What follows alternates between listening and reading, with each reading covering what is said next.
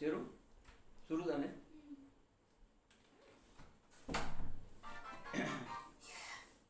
गोपाल कृष्ण भगवान की जय.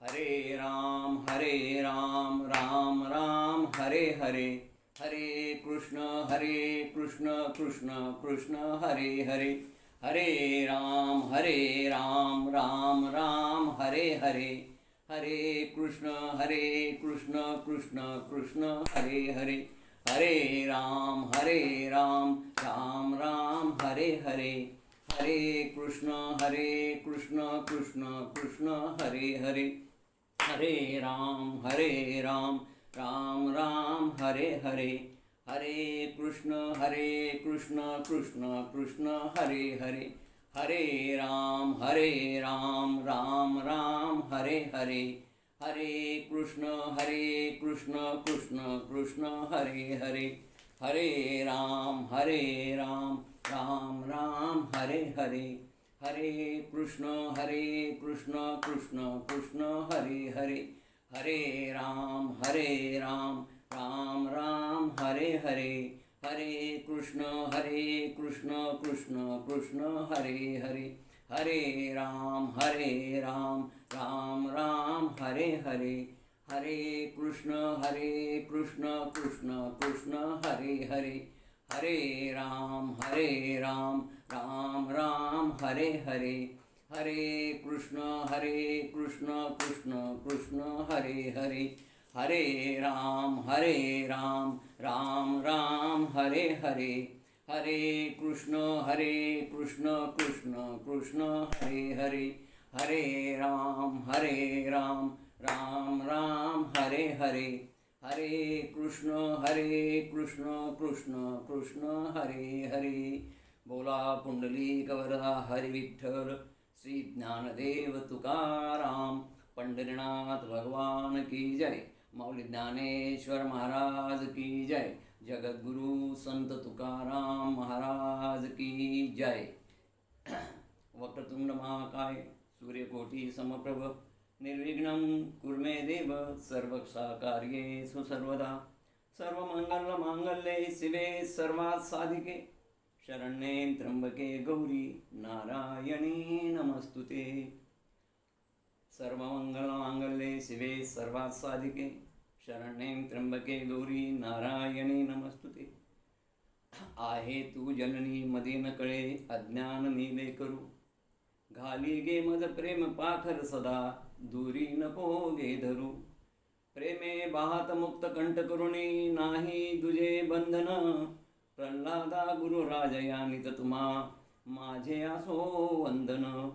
जय जय रघुवीर समर्थ, केशवराज बाबासाहेब महाराज की जय. भाविक श्रोते, गेले 16 वर्षापासून श्रावण मासी ज्ञानेश्वरी प्रवचने हा उपक्रम चालू आहे.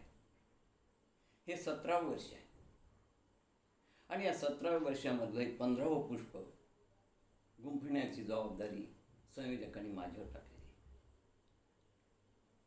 केशवराज बाबासाहेब महाराज संस्थान तथा हे ज्ञानेश्वरी साधना प्रतिष्ठान या दोघांनीही मला प्रवचनाची संधी उपलब्ध करून दिली. त्याबद्दल दोन्ही संस्थांचे आभार, धन्यवाद. आजच्या या 15व्या पुष्पामध्ये आपण गीतेच्या श्लोकावरून ज्ञानेश्वरीचं चिंतन करणार आहोत. त्याकरता आपण गीतेचा 10वा अध्याय निवडलेला आहे आणि या 10व्या अध्यायामधला जो पहिला श्लोक आहे, त्या श्लोकावरती माऊलींनी काय चिंतन केलं याच्यावर आपण विचार करणार. हा श्लोक आहे बघा. श्री भगवान उवाच, भूय येवो महाबाहो, शृणु मे परम वचः, एतते अहम प्रियमाणाय, वक्ष्यामि हितकाम्य. भगवान श्री कृष्ण परमात्मा अर्जुनाला म्हणतात, भूय येवो म्हणजे पुन्हा ऐक. हे महाभाव अर्जुना, तू पुन्हा ऐक. तू माझा सखा आहेस, प्रिय आहेस, प्रिय भक्त आहेस. तू माझा अनन्य असल्यामुळे मी तुला परमम वचः, परम असं गुह्य ज्ञान, तत्वज्ञान तुला सांगत आहे. का? कारण तू माझ्या अत्यंत जवळचा आहेस. तू माझा अनन्य भक्त आहेस. जे तत्वज्ञान, जे गुह्य ज्ञान मी तुला सांगणार आहे ते तुझ्या फार हिताचं आहे. आणि असं तत्वज्ञान मी तुला सांगणार आहे. अशा प्रकारचं वर्णन या ठिकाणी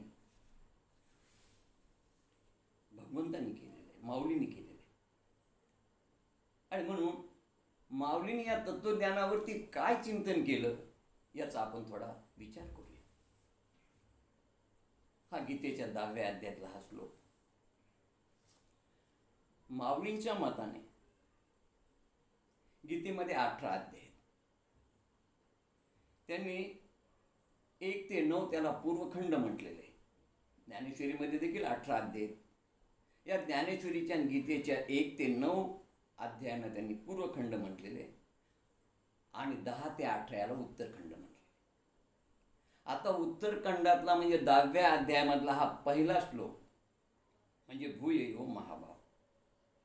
ज्ञानेश्वर महाराज म्हणतात की माझे मी सद्गुरू निवृत्तीनाथ यांच्या कृपेनं श्रीमद भगवत गीतेच्या पूर्वखंडाचे विबद्ध असं मी वर्णन केलेलं आहे. सहलीलेनं वर्णन केले. ते या 10व्या श्लोकातच म्हणतात, आता आपलेनी कृपा प्रसादे मी या भगवद्गीता ओवी प्रबंधे पूर्वखंड विनोदी वाखाणे. गुरुच्या कृपेने, निवृत्तीनाथाच्या कृपेने मी या भगवद्गीतेचे पूर्वखंडातले 9 श्लोक वर्णन केले.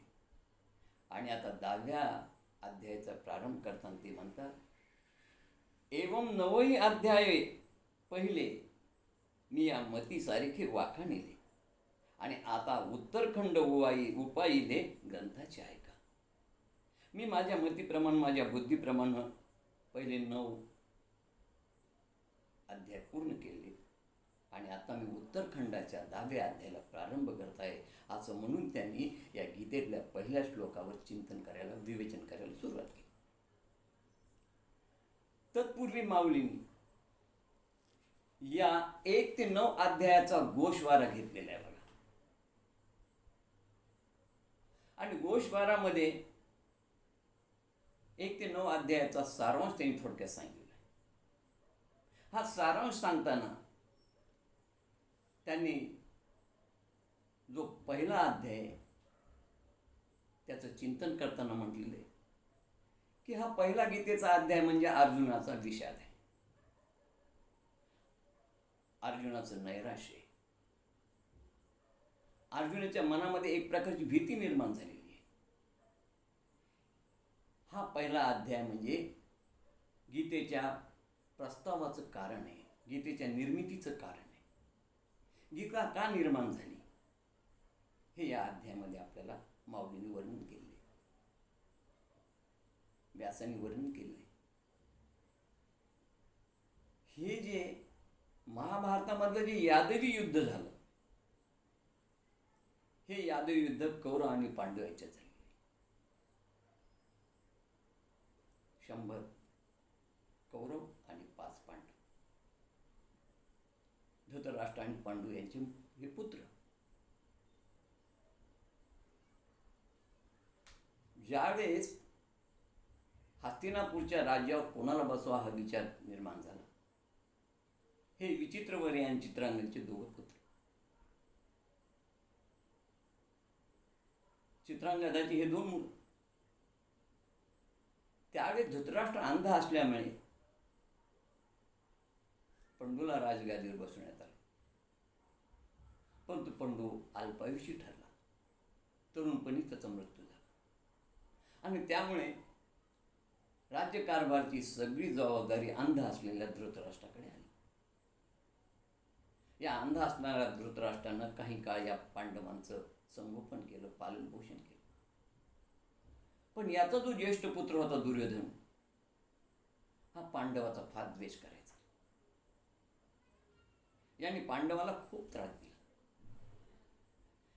भीमाला विष देण्याचा प्रयत्न केला, त्यांना लाक्षागृहात जाळण्याचा प्रयत्न केला, द्रौपदीची विटंबना केली.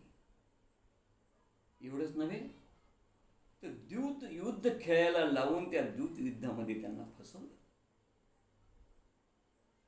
धर्मराजाला तसं द्यूत खेळता येत नव्हतं, पांडवात कोणालाच द्यूत खेळता येत नव्हतं. पण दुर्योधनाचे मामा शकुनी मामा ही त्यात निष्णात होती. त्यांनी पांडवाला या खेळामध्ये बोलावून फसवलं. फसवल्यानंतर 12 वर्षाचा वनवास भोगावा लागला, 1 वर्षाचा अज्ञातवास भोगावा लागला.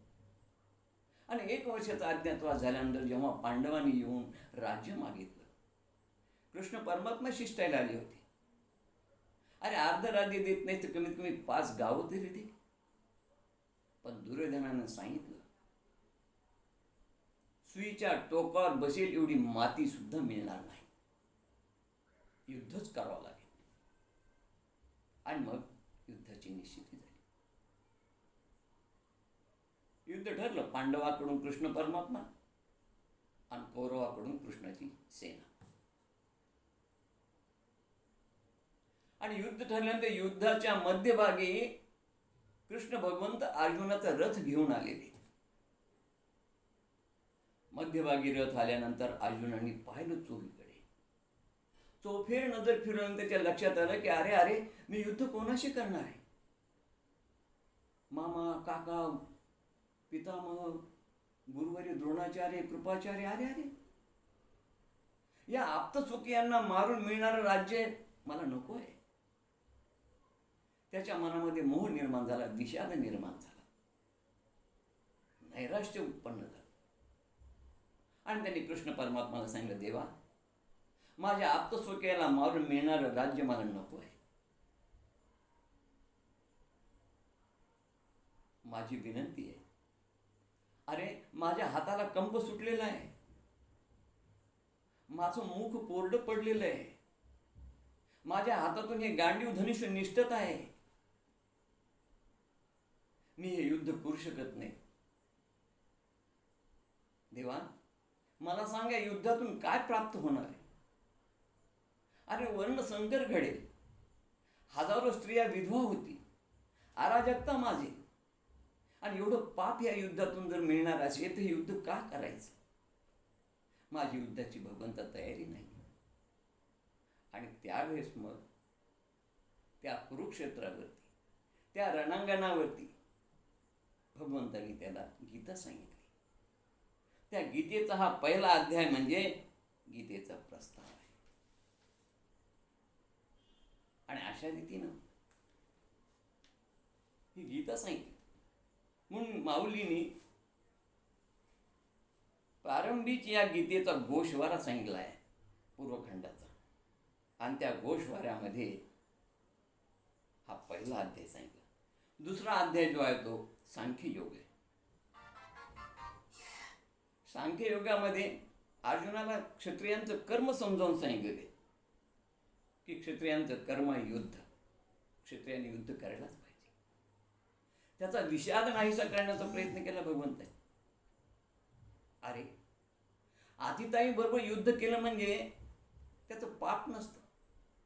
आणि हे कौरव सर्वतोपरी आतिताई, दुसऱ्यांची स्त्री पळवणं, दुसऱ्यांचं धन पळवणं, दुसऱ्यांचं राज्य बळकावणं, दुसऱ्यांना जाळण्याचा प्रयत्न करणं, हे सगळे लक्षणे यांच्यामध्ये असल्यामुळे हे आतिताई आहेत. आणि आतिताईंशी युद्ध करणं, त्यांना मारणं हे पाप नाही भेटत.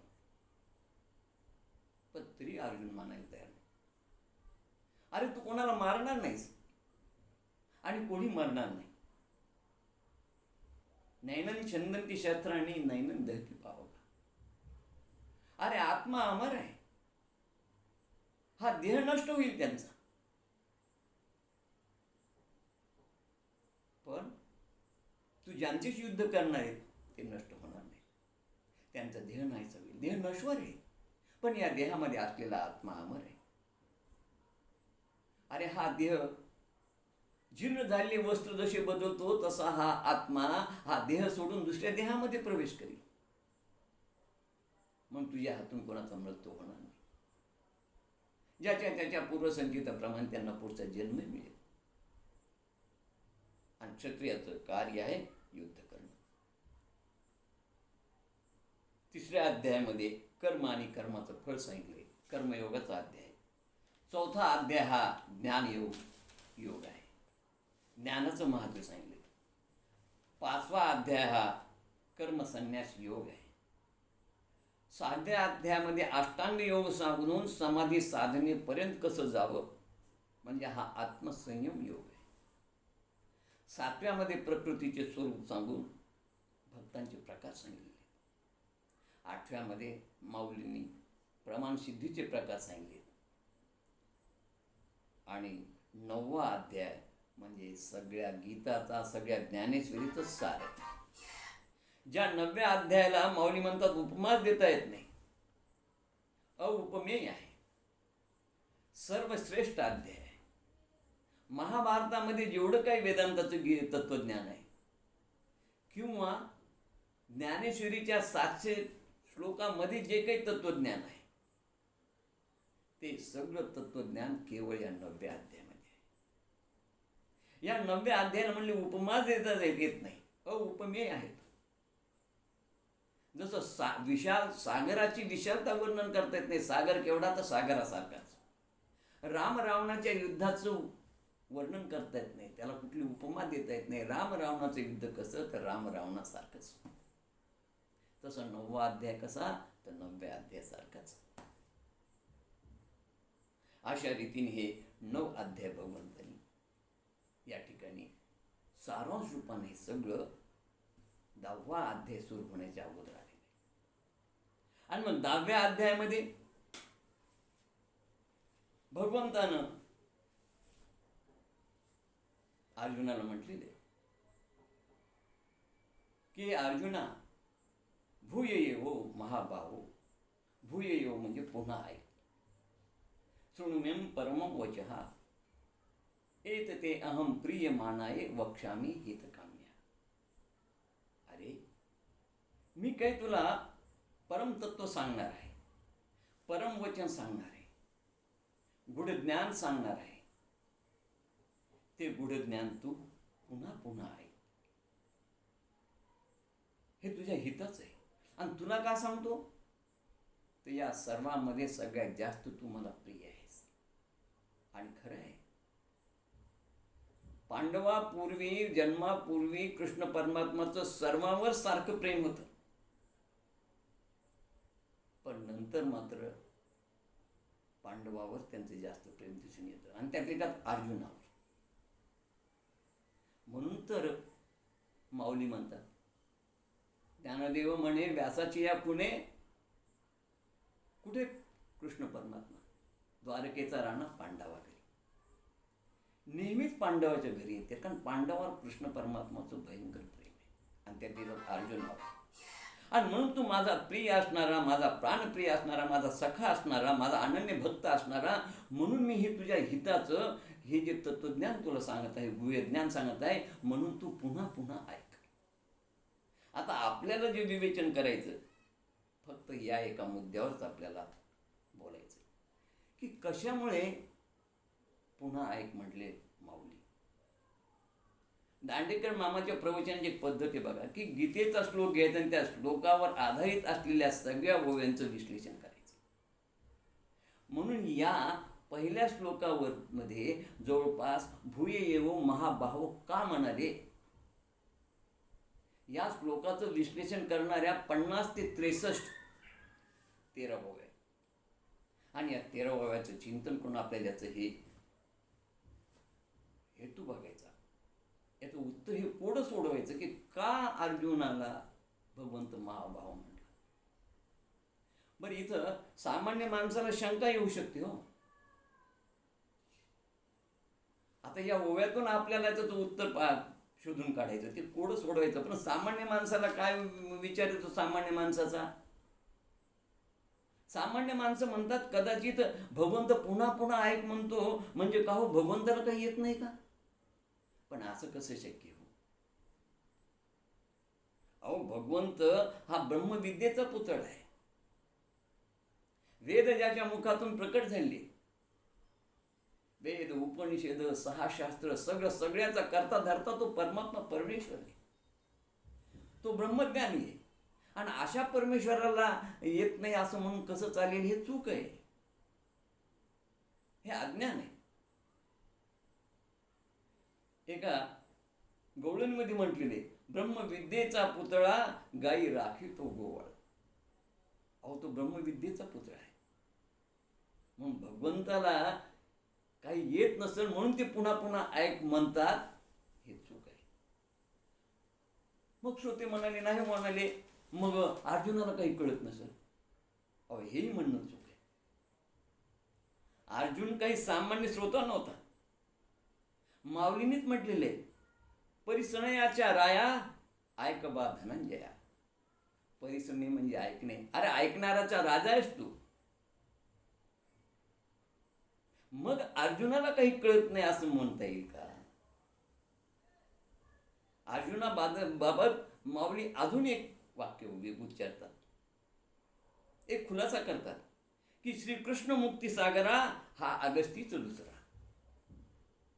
अरे, श्रीकृष्ण परमात्मा रूपी जे त्यांच्याजवळचं जे ब्रह्मज्ञान आहे, ते ब्रह्मज्ञान संपूर्ण यानं एका आचमनात गिळंकृत केलेलं आहे.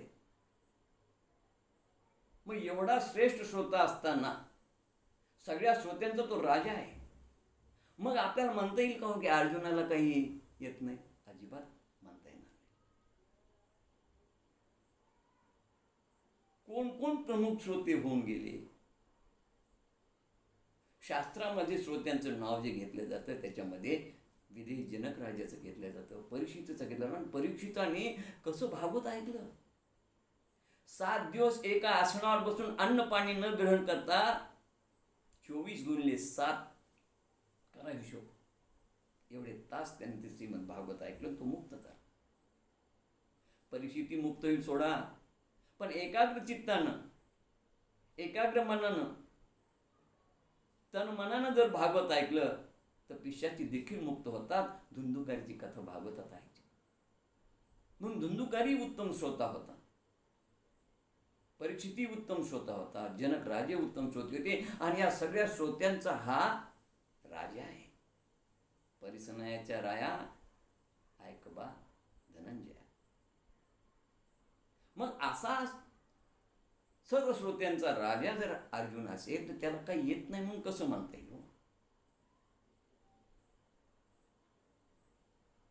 पुराणामध्ये कथा आहे, वाल्मिकी रामायणात देखील ही कथा येते की पूर्वी 3 राक्षस होते, आतापी, वातापी, नीलवल. यांचा मायावी कारखाना होता. एक जण भोजन बनायचा मायेनं, एक जण गल्ल्यावर बसायचा, आणि तिसरा बाहेर उभा राहून लोकांना जाहिरात करायचा, चला चला या या या आमच्या हॉटेलमध्ये. मायावी हॉटेल होती त्यांची. या या आमच्या हॉटेलमध्ये गरम गरम मागाल तो पदार्थ मिळेल, तुम्हाला हवा तो पदार्थ मिळेल, आणि फुकट भाव. आता फुकट भाव म्हणल्यानंतर कोण आळस करणार आहे? बिचारे सज्जन ऋषीमुनी ब्रह्मवृंद यायचे आणि फसायचे.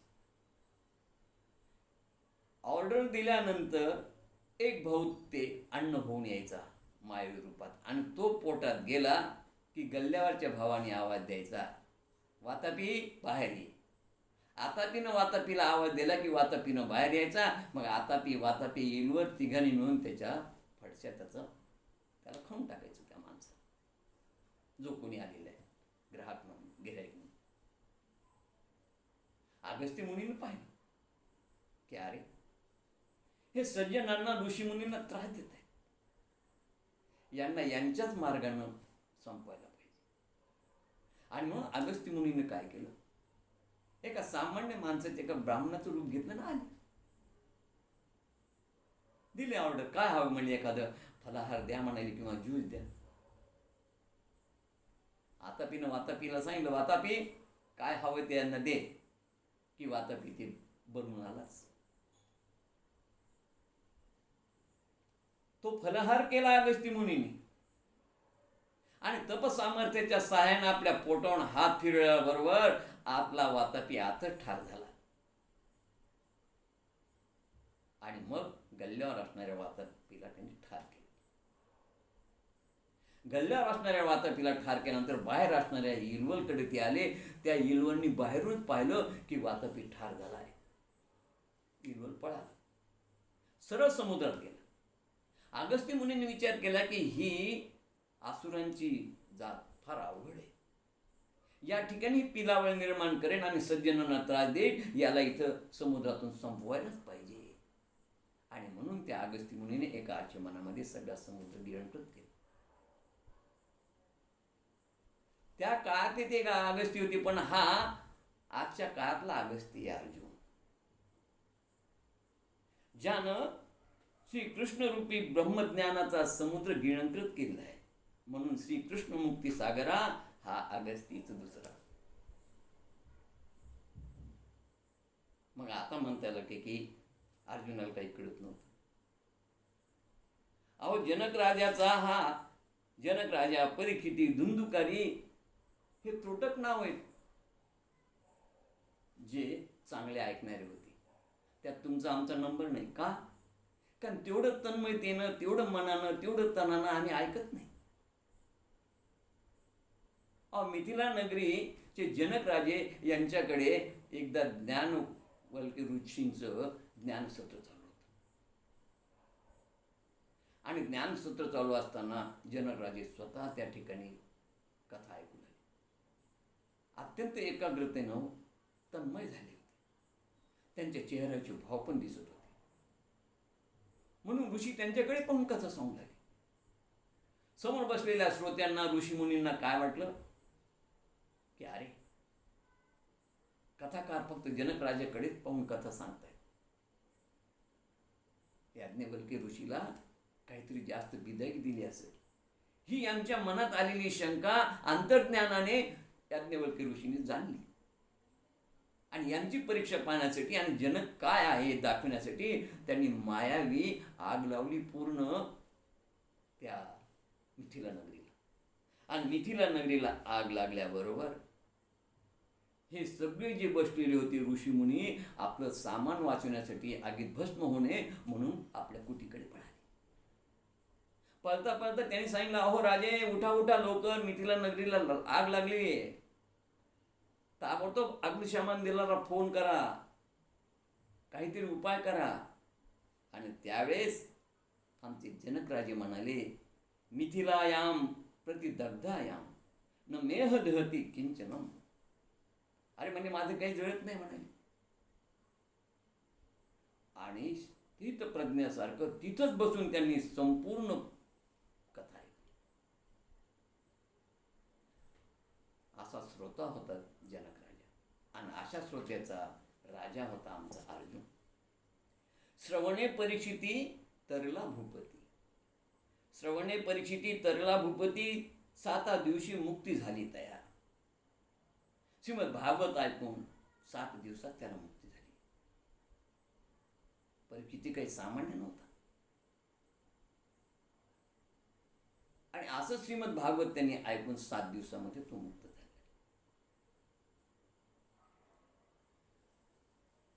परीक्षिती राजा अत्यंत धार्मिक वृत्तीचा, सदाचारी, ऋषीमुनींना सदैव मदत करणारा. अहो, शमीक ऋषीचा सारा आश्रम जो होते या परीक्षित राजाच्या देणगीवर चालत होता. पण एके दिवशी अचानक मृगासाठी गेला, शिकारीसाठी गेला. आणि काय मनामध्ये विकल्प निर्माण झाला.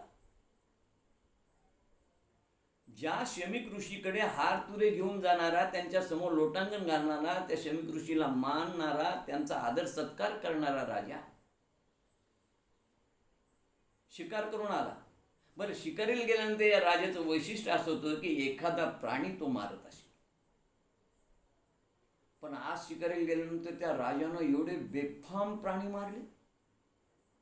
बरोबर असलेल्या शिपायांना आश्चर्य वाटू लागले की आज राजाला झालं काय. अहो, राजाने शिकार करावा म्हणून राजा एखादा गलित गात्र प्राणी पाहून मारायचा. आज त्याने किती तरुण प्राणी मारले हो. मेरू पर्वता एवढा ढीग यांनी आज इथं जमा केला. आज काय राजाला झालं काय? आणि तो राजा तसा तिथून शमीक ऋषीच्या आश्रमात आला. शमीक ऋषी ध्यानस्थ होते. ध्यानस्थ असणाऱ्या शमीक ऋषीनं आपलं स्वागत केलं नाही, आपल्याला विचारलं नाही. हा राग आला. राजाला आयुष्यात कधी राग येत नव्हता. आणि राग आल्याबरोबर राजा बाहेर आला. आणि बाहेर आल्यानंतर त्याने त्या ठिकाणी एक मेलेला साप होता, तो आपल्या धनुष्याच्या टोकावर, बाणाच्या टोकावर उचलला आणि शमीक ऋषीच्या गळ्यात घातला.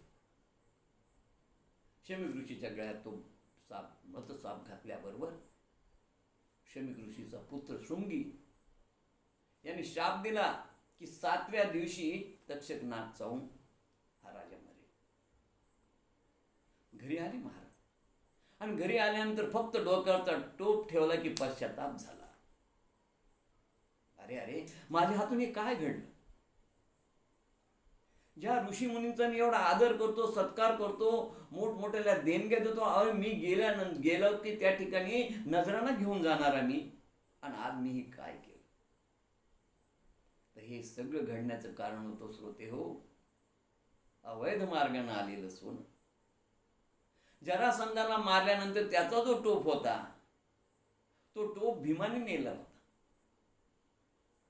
बरं, धृतराष्ट्रानं त्या खजिनदाराला सांगून ठेवलं होतं की ही पेटी कोणाला काढू देऊ नका, या पेटीतली वस्तू पाहू देऊ नका.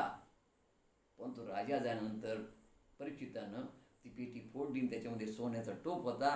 तो टोप होता या तुमच्या जरासंधाचा,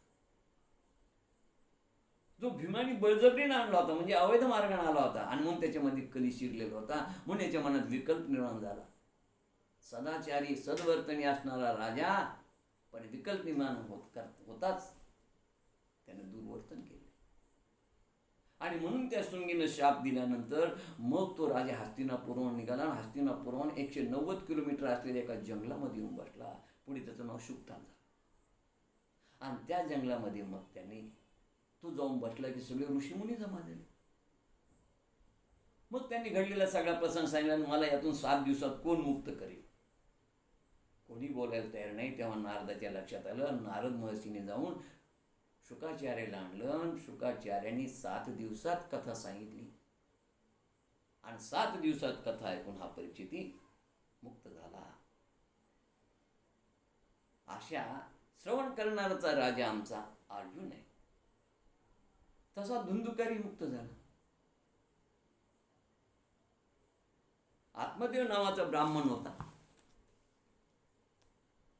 आणि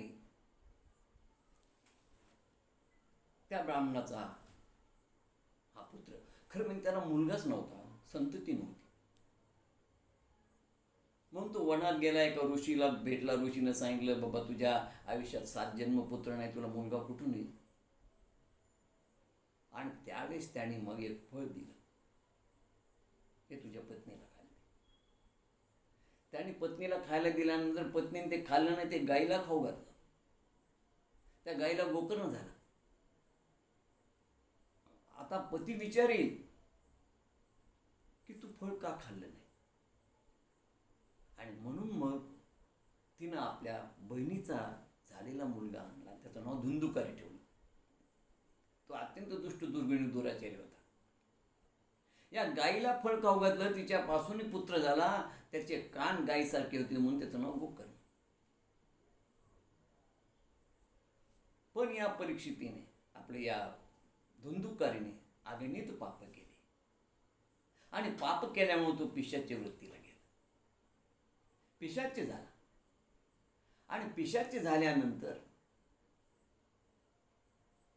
त्याने धुंदुकारीनं त्याच्यासाठी श्रीमद भागवत वाचलं. आणि ते श्रीमद भागवत श्रवण करून तो मुक्त झाला.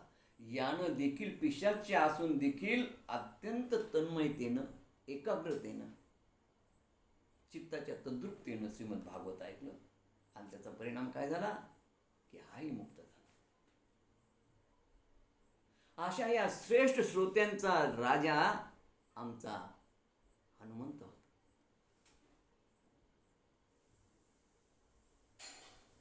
आमचा अर्जुन होता. म्हणून म्हटलेले परिसनयाच्या राया ऐक बा धनंजय. असा या सगळ्या ऐकणाऱ्याचा श्रोता जो आहे तो अर्जुन होता. तुम्ही बघा गीतेमध्ये वक्ता भगवंत आहेत कृष्ण परमात्मा, पण श्रोते तीन आहे. अर्जुन, त्यानंतर संजय आणि तिसरा धृतराष्ट्र. संजय सर्व काही त्या कुरुक्षेत्रात घडतं ते पाहतो, ऐकतो आणि ते धृतराष्ट्राला सांगतो. अशा प्रकारे तीन श्रोते आहेत तिथे. आणि या तीन श्रोत्यामध्ये श्रेष्ठ श्रोता कोणता? अर्जुन. बघा, एकदा अकबरानं बिरबलाला 3 मूर्त्या दिल्या होत्या. तिन्ही मूर्त्या त्या साम्य एवढं भयंकर होतं की त्या वेगळ्या करणं अवघड होतं. पण अकबरानं सांगितलं, बिरबला यातली श्रेष्ठ मूर्ती कोणती ती तुम्हाला सांग. बिरबल चाणाक्ष होता. बिरबलानं त्या सगळ्या मूर्त्यांचं अवलोकन केलं, निरीक्षण केलं, बारकाईनं सगळं पाहिलं. आणि मग त्याच्या लक्षात आलं की एका मूर्तीच्या डाव्या कानात छिद्र आहे, ते पार उजव्या कानात छिद्र निघालेले. दुसऱ्या मूर्तीच्या डाव्या कानात छिद्र पाहिल्यानंतर ते उजव्या कानात त्याला छिद्र दिसेना. मग हे छिद्र कुठे गेलं असेल? ठीक आहे, ती मूर्ती बाजूला ठेवली. तिसऱ्या मूर्तीला पाहिलं, तिच्या डाव्या कानात छिद्र पण उजव्या कानात नाही. त्याच्या लक्षात आलं इथेच काहीतरी वर्म आहे. त्याने 3 बारीक तारा घेतल्या. पहिल्या मूर्तीच्या डाव्या कानात ती तार घातल्यामुळे तर ती उजव्या कानातून बाहेर पडली.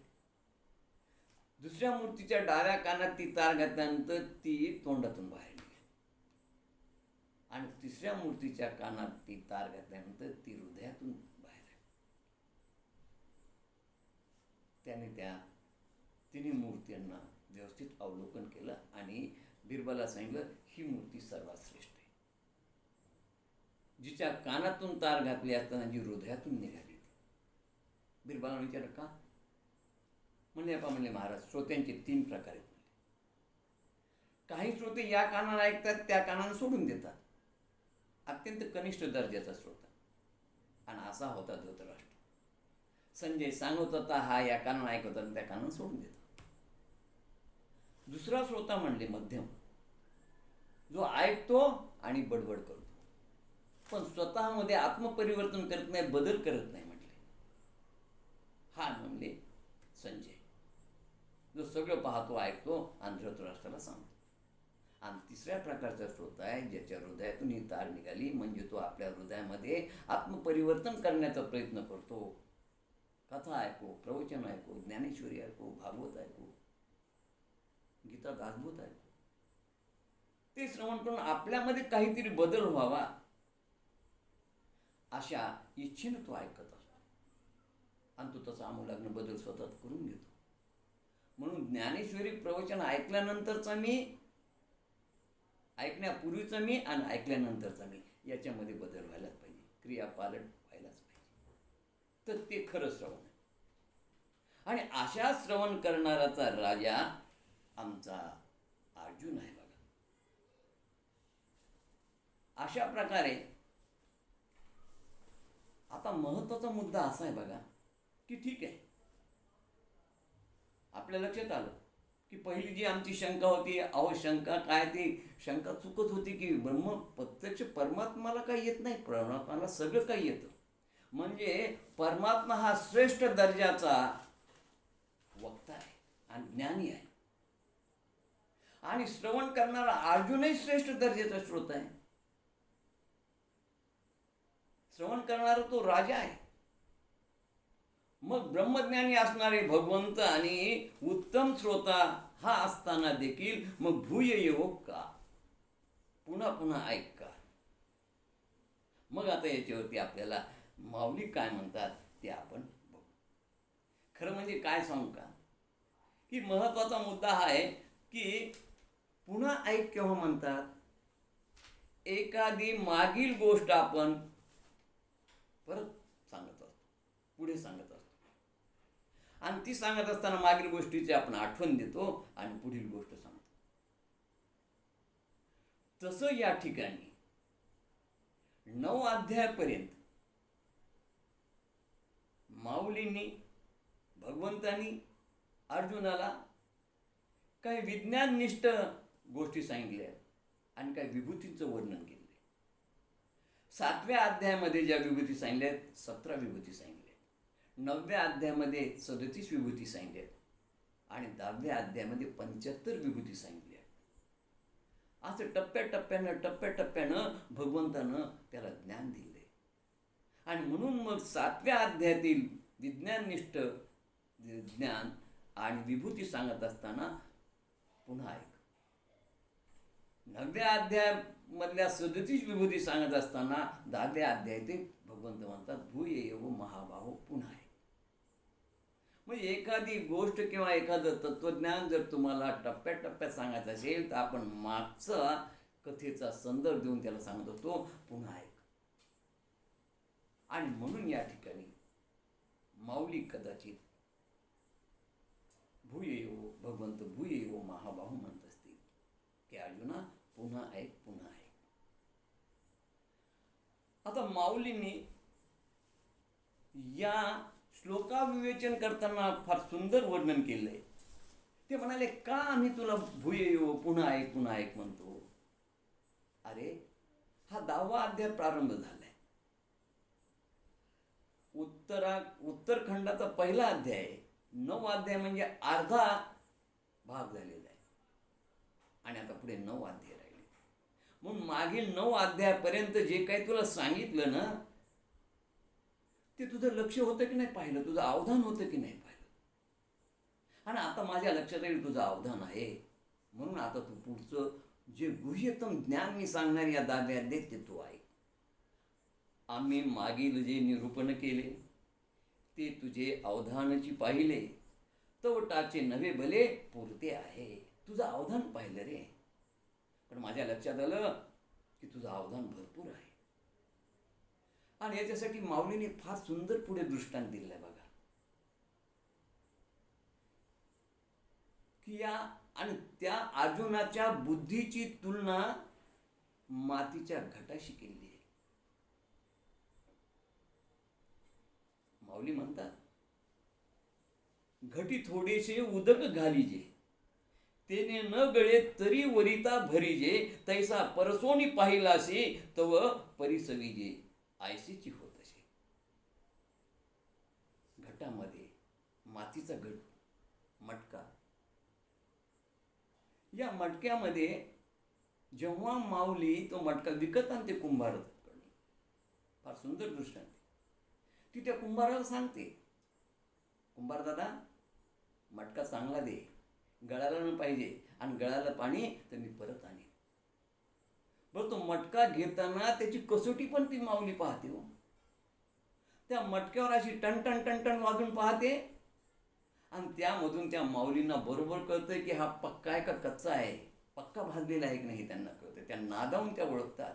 अहो एखाद्या दिवस एखाद्या मृदुंग्याला पक्वास कसा लागला हे कळणार नाही, उजवीकडचा कमी लागला का डावीकडचा कमी लागला कळणार नाही, पण या माऊलींना बरोबर कळतं की हा मटका पक्का आहे का कच्चा आहे.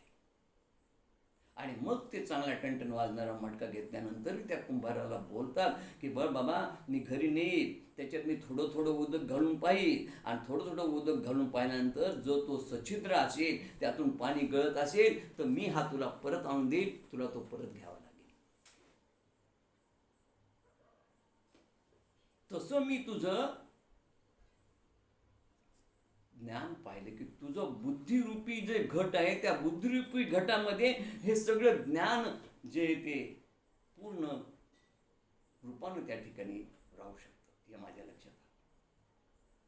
जसं त्या माठामध्ये थोडं थोडं पाणी घातलं जातं, तसं मी तुला थोडं थोडं थोडं थोडं ज्ञान देत गेलो आणि तुझं अवधान पाहिलं आणि माझ्या लक्षात आलं की तुझा बुद्धिरूपी घट माझं सगळं ब्रह्मज्ञान सामावून घेण्यासाठी योग्यतेचं आहे, त्याला सच्छिद्र तो नाही आहे आणि त्या ज्ञानाचा उपयोग तुला निश्चित होईल. आणि म्हणून मग मी काय केलं की हे तुला ज्ञान सांगायचं ठरवलेलं आहे. आता एक लक्षात ठेव, दुसरी मी तुझी कसोटी पाहिली. औचित्य यावरी सर्वस्व सांडिजे, चोख तरी तोची भांडारी की जे, तैसा तू आता माझे निजधान की. अरे एखाद्या खजिन्यावर एखाद्या भांडारावर जर मनुष्य ठेवायचा असेल तर तो चोख पाहिजे, हिशोबात पक्का पाहिजे. आणि हिशोबात पक्का असून तो सगळ्यात महत्त्वाचा मुद्दा म्हणजे तो फार विश्वासातला हवा. आणि त्याकरता कोणालाही एकदम त्या खजिन्याची चाबी किंवा खजिनदार केला जात नाही बघा. त्याची कसोटी पाहिली जाते. आणि माझ्या लक्षात आलं की तू यासाठी उत्तम आहेस आणि हे सगळं जे काही तत्वज्ञान हे ज्ञान हे तुला द्यावं. आता बघा अर्जुनाची परिस्थिती कशी झाली. त्याचा तो विषाद नाहीसा झालेला आहे. आता तो डोलू लागला, बोलू लागला, प्रतिसाद देऊ लागला भगवंताला. आणि भगवंताला प्रतिसाद देत असल्यामुळे भगवंताला असं वाटत होतं की आता मी याला किती तत्वज्ञान सांगून किती ज्ञान सांगू. म्हणून या ठिकाणी माऊलीने फार सुंदर एक सांगून एक दृष्टांत दिला आहे की तैसे अर्जुना येऊ ते सर्वेश्वरे, पाहुनी बोलिले आदरे, गिरी देखुनी सुभरे मेघू जैसा. उंच पर्वत पाहिल्यानंतर मेघांना जसं भरपूर वर्षाव करावा वाटतो, तसं मला आता तुला पाहून असं वाटायलं की भरपूर तुला ब्रह्मज्ञान सांगावं. आणि म्हणून मी मागे सांगितलेलाच अभिप्राय तुला परत सांगणार आहे. जे विभूतीचं ज्ञान 7व्या अध्यायात दिलं, जे 9व्या अध्यायात दिलं, तेच मी तुला या अध्यायामध्ये सांगणार आहे. आणि या ब्रह्मज्ञानाचा कंटाळ करू नये. जसा शेतकरी फार सुंदर उदाहरण दिले, पण आता वेळ कमी आहे की दरवर्षी शेतकरी शेताची मशागत करतो, मशागत करणंच बाकी, कंटाळा करून उपयोग नाही. तसं ब्रह्मज्ञान जर प्राप्त करून घ्यायचं असेल तर माणसाला मशागत करावीच लागते. आणि जसं सोन्यावरती पुटं चढवले जातात तापून त्याच्यावर, का त्याची कस त्याची किंमत वाढावी, तशी हे ज्ञानाचे पुटं सारखे वरचे वर अर्जुना तुझ्यावर चढणं आवश्यक आहे. म्हणून मी तुला म्हणतो तू पुन्हा ऐक. बरं, याचा म्हणाले आनंद कोणाला आहे? बरं, पार्थ अर्जुना, माऊली फार सुंदर मध्ये सांगतात बघा, तैसे एथ पार्था तुझा आभार नाही सर्वथा, आम्ही आपुली या स्वार्था बोलून आहे. तुझ्यावर काही मी उपकार करत नाही म्हटले. आणि इथं माझा स्वार्थ आहे. मी माझ्या स्वार्थासाठी तुला हे तत्वज्ञान सांगत आहे. अरे बाबा म्हटले, या जगातलं जर धर्म आणि जर तत्वज्ञान जर नाहीसं झालं तर फार अवघड होईल. सगळीकडे अंधकार होईल, अराजकता होईल आणि सगळीकडे दुःख होईल. म्हणून जगातला धर्म न लोपला पाहिजे. आणि ते जगामधला धर्म लोपू नये. आणि जगामध्ये जे काही ज्ञान आहे, विज्ञान आहे, त्याची फार आवश्यकता आहे. म्हणून बघा, माऊलीच्या जन्माच्या अगोदर हे ज्ञान लोपलं होतं. लोपले ज्ञानजगी हित नेन ती कोणी, अवतार पांडुरंग नाम ठेवले ज्ञान. हे ज्ञान लोप पावलं होतं. हे ज्ञान ज्ञाता जवळ असतं. एकदा ज्ञाता जर लोप पावला की ज्ञाने लोप पावतं. आणि म्हणून हे लोप पावलेलं ज्ञान त्याचं पुनरुज्जीवन करण्यासाठी माऊली म्हणाले माझा जन्म झाला. आणि म्हणून ते ब्रह्मज्ञान तुला मी सांगण्यासाठी मी तुला पुन्हा पुन्हा ऐक म्हणतो. हेच माझं परमवचन आहे. हे माझं परमवचन आहे. हे जे लोपलेलं ज्ञान आहे हे तुझ्या निमित्ताने मी या सगळ्या जगाला सांगणार आहे. तू निमित्त आहेस. जसं दूध वासराला नाही, तुम्हा आम्हाला आहे. वासरू निमित्त आहे. तसं या ठिकाणी तू निमित्त आहेस अर्जुना. पण मला हे जे लोपलेलं ज्ञान आहे, हे सगळं लोपलेलं ज्ञान तुला निमित्त करून तुझ्या मार्फत या ज्ञानेश्वरी ग्रंथाच्या आधाराने सगळ्या समाजापर्यंत पोहोचवायचं आहे. समाजातलं ज्ञान लोपलं तर काय होईल? जसा दिवा मालवला तर काय तो अंधार, आणि दिवा लावला तर प्रकाश. तसं जर हे ज्ञान जर लोपल्या गेलं समाजामधलं, तर सगळीकडे दुःखच दुःख नाराजकता निर्माण होईल. समाजाला सुखी समाधानी राहण्यासाठी ज्ञानाची फार आवश्यकता आहे अर्जुना. आणि म्हणून हे ज्ञान, इथं माझा स्वार्थ आहे माझ्या समाजासाठी, आणि म्हणून मी तुझ्यावर उपकार करत नाही, तर माझ्या स्वार्थासाठी हे तुला मी ज्ञान देतो बघा. अरे आई जेव्हा बालकाला श्रंगार करते, सुंदर सुंदर वस्त्र त्याला परिधान करते, त्याच्या अंगावर दागदागिने घालते, त्याचा आनंद त्या बालकाला काही नसतो, पण त्याचा आनंद त्या आईला असतो. जैसे बाळका लेवविजे लेणे, तया श्रंगारा बाळ काही जाणे, परी ते सुखाचे सोहळे भोगणे, जननी येशी दृष्टी. त्या सुखाचा सोहळा त्या आईला आनंद वाटतो. हो, आता त्या बाळाला काय कळतो की आईनं 200 रुपये मीटरचं कापड घेतलंय, ते काय त्याच्यामध्ये नंबर 1चं नंबर 2चं करणार नाही, काय शिशू करते ते.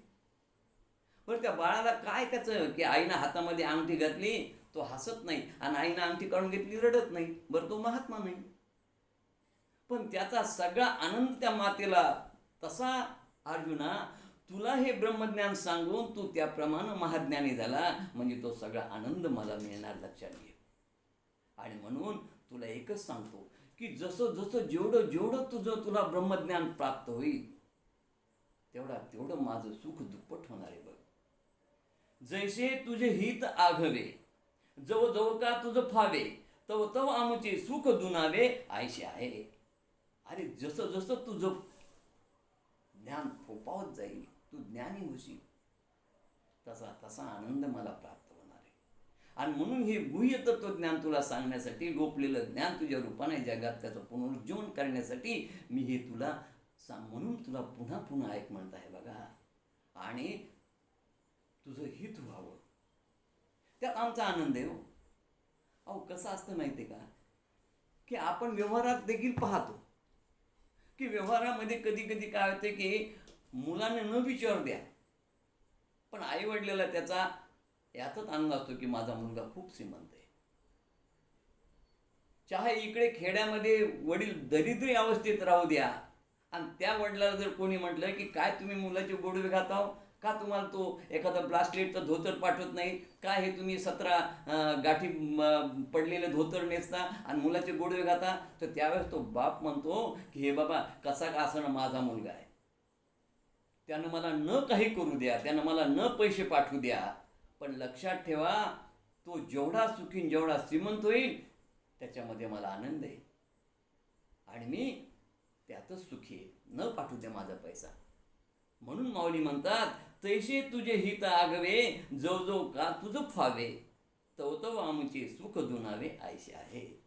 मग आता माऊली म्हणतात, आता असो ही विकेडी, आता म्हणे विनोदाचा भाग सोड, म्हणे तुला एकच सांगतो की हे सगळं तत्वज्ञान तुझ्यापर्यंत पोहोचावं, हे ब्रह्मज्ञान तुझ्यापर्यंत पोहोचावं, आणि म्हणून हे लोपलेलं ज्ञान तुला सांगावं. म्हणून बटा मी तुला पुन्हा पुन्हा ऐक म्हणतो, म्हणे लक्षात घे. असं हे माऊलीनं त्या ठिकाणी जे ते अंतःकरणातून तूच माझा प्रिय असल्यामुळे, अनन्य असल्यामुळे मी हे सगळं ज्ञान तुला सांगतो.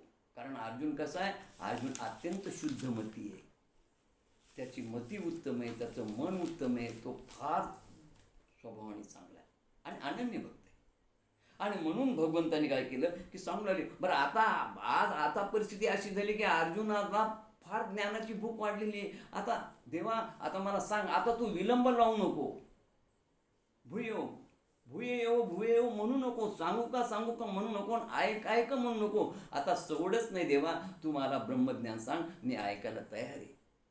ब्रह्मज्ञानाची फार मोठी भूक लागलेली, जसा जेवणारा असतो ना, मोठा आहार असतो, त्याला खूप भूक लागली असती, त्याच्यासमोर जर एखादी जर चतकोर पोळी जर घेऊन कोणी गेला आणि म्हटले वाढू का, ठेवू का, देऊ का, तर त्याला राग येईल. अहो म्हणले, काय तुम्ही वाढू का, ठेवू का, देऊ का म्हणताय, वाढायचं वाढा नाही चालत, सरका म्हणे, घेऊन जा म्हणे स्वयंपाकघरात, कारण मला भूक लागली आहे, भुकेचा आगडोंब लागलाय. तसा याच्या मनामध्ये एक जिज्ञासा निर्माण झाली, याला ज्ञानामृत प्राप्त करण्याची भूक लागलेली. आणि म्हणून त्यांनी सांगितलं, देवा अरे तू कशाला विचारतो, सांगू का. अरे देवा, आता तू सांग, मी ऐकायला तयार आहे. अरे देवा, मला एक सांग, अरे जर समजा या ठिकाणी अमृताचा वर्षाव जर होत असेल, अमृताची जर झड लागली असेल, तर देवा कोण नाही म्हणणार रे? अरे सुखाचे दिवस कोण नको म्हणणार आहे देवा? आणि म्हणून तू ह्या गीतारूपी जो वर्षाव आहे अमृताचा, तो माझ्यावर कर, मला ती ब्रह्मज्ञान दे, आणि माझ्या निमित्तानं हा सगळ्या जगाला त्याचं ज्ञान होईल देवा. मी ऐकायला तयार आहे, तू सांग. बघा, एक गोष्ट लक्षात घ्या, असं हे ब्रह्मज्ञान जे भगवंतानं अर्जुनाला दिलं, आणि तसं हे ब्रह्मज्ञान या चातुर्मासात, या ज्ञानेश्वरीच्या श्रावण मासी प्रवचनातून या ब्रह्मज्ञानाचा वर्षाव तुमच्यावर व्हावा, तुमच्यावर भगवंताची कृपा व्हावी. आणि जसं अर्जुनाचं जीवन कृतार्थ झालं, तसं तुमचंही जीवन कृतार्थ व्हावं, अशी मी केशवराज बाबासाहेबाच्या चरणी प्रार्थना करतो. आणि आपण आता या ठिकाणी आपली सेवा थांबू. पुंडलिक वरदा हरी विठ्ठल, श्री ज्ञानदेव तुकाराम, पंढरीनाथ भगवान की जय, माऊली ज्ञानेश्वर महाराज की जय. विठ्ठल विठ्ठल विठ्ठल विठ्ठल विठ्ठल विठ्ठल विठ्ठल विठ्ठल विठ्ठल विठ्ठल विठ्ठल. यानंतर आता आपण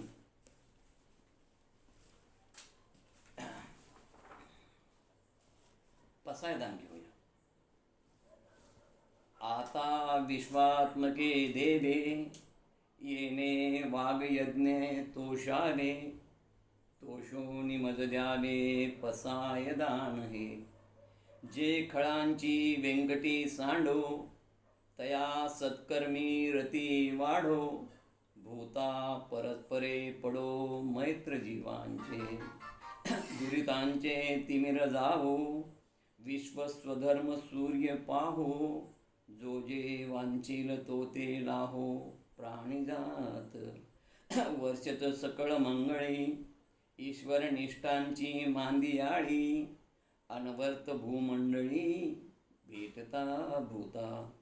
चला कल्पतरूचे आरव, चेतना चिंतामणीचे गाव, बोलते जे अर्णव पियुषांचे, चंद्रमे जे अलांछन, मार्तंड जे तापहीन, ते सर्वाही सदा सज्जन, सोय रे होतू. किंबहुना सर्व सुखी, पूर्ण होऊन तिन्ही लोकी, भजिजो आदिपुरुखी अखंडित. आणि ग्रंथोपजीविये, विशेषी लोकी ये, दृष्टा दृष्ट विजय होवे हो आवेजी. एथ म्हणे श्री विश्वेश्वरा हो, हा होईल दान पसावो, येणे वरे ज्ञानदेव सुखिया झाला. येणे वरे ज्ञानदेव सुखिया झाला. येणे वरे ज्ञानदेव सुखिया झाला. केशवराज बाबासाहेब महाराज की जय. सेवेला पूर्ण केलं.